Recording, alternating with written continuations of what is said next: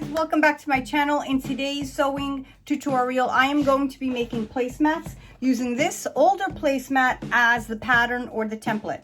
So this is from my mom's kitchen table and it's ripped and used, and I thought to myself, her birthday's coming up, right? I'm in Joann's, up to no good. I'm never up to any good in that store.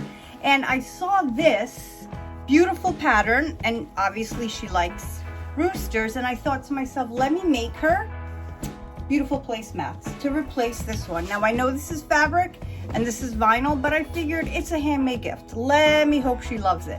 So we're gonna do this together. This is a sewing tutorial with no pattern required, so I hope you enjoy this and this inspires you to make placemats of your own.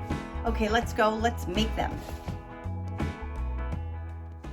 I decided to cut out the back of the placemats first, so I did layer it 3 times. So I cut once and get 3 placemat backs. And this is just a simple heavier weight cotton.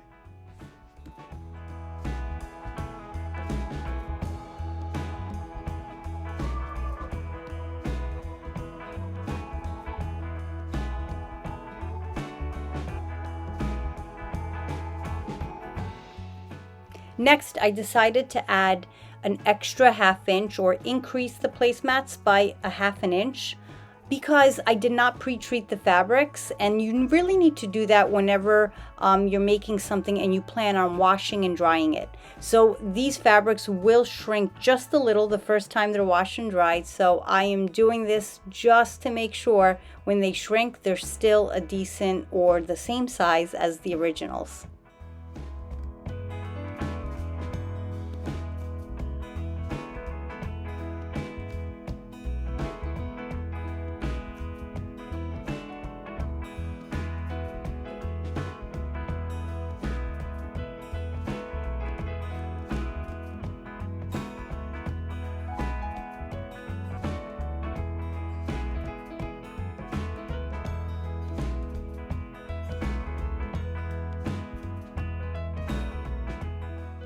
If you're loving this sewing tutorial, please don't forget to subscribe to my channel so you can stay up to date with all of my videos.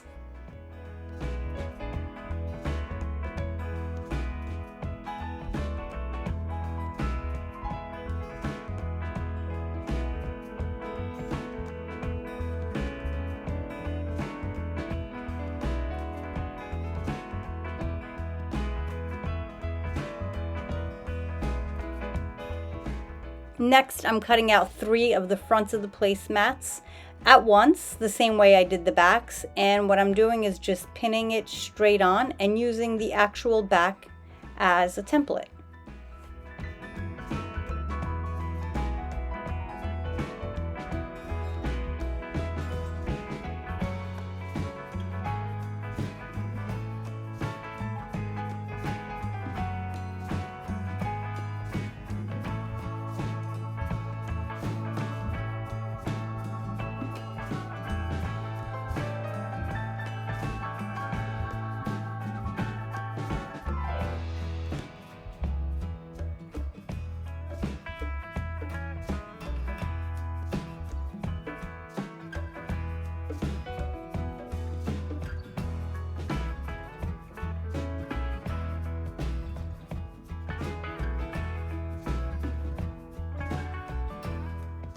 I decided to add batting to the placemats so that they feel a bit more substantial and just more like a placemat. And if you put hot plates or a hot cup, it will help protect the tabletop.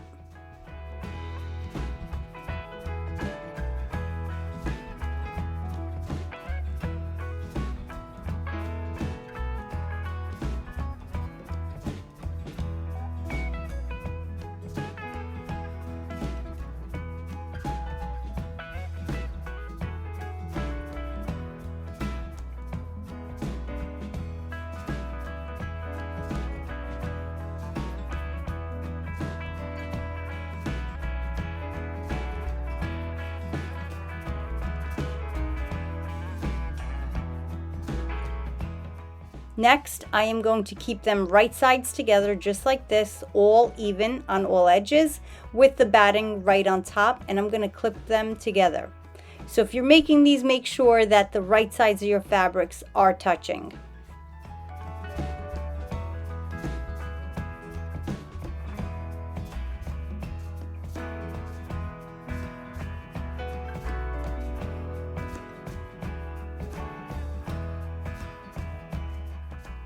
So I'm making sure as I'm pinning that they're all lined up. And now what I'm going to do with a 1/4 of an inch seam allowance, I'm going to sew around, leaving an opening, and I'm going to back stitch at the openings, like right here, back stitch. And now I'm sewing a 1/4 of an inch seam allowance, pivoting at all of the corners.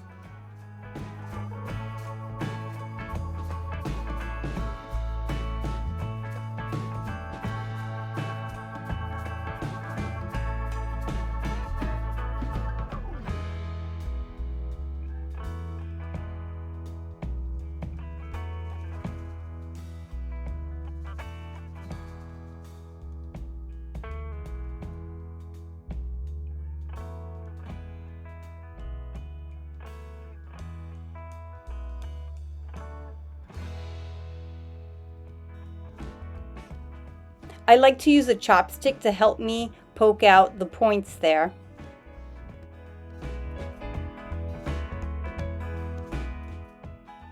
Next, I need to press. So before pressing, I want to make sure that the edges are pushed out as much as they can be so that there's no folding over. So with my hand in there, not burning myself, I'm making sure the edges pushed out as best as can be, and even my corners or my points are poked out.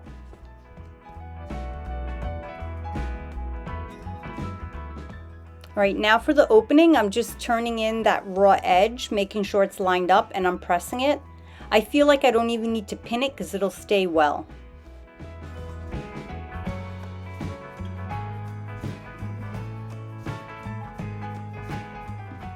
What I'm going to do now is actually quilt along the graphics here. So I'm going to go around and follow these rounded squares using a larger stitch, like a 3, I'd say, or 3.5. And then after, I'm going to top stitch very close to the edge all the way around the placemat, and it actually closes the opening there.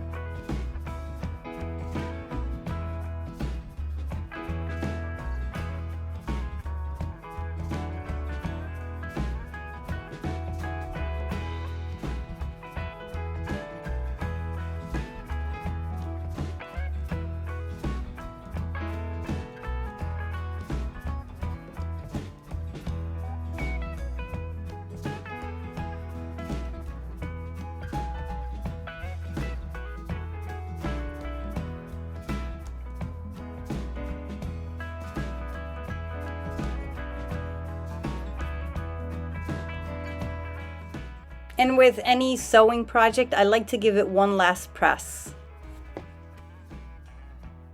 And here they are on my mom's table. I have to say they came out so beautiful. They look store-bought. So if you really enjoyed this sewing tutorial and found it useful, go ahead and check out my other sewing tutorials right up here on the screen. Thanks again for watching.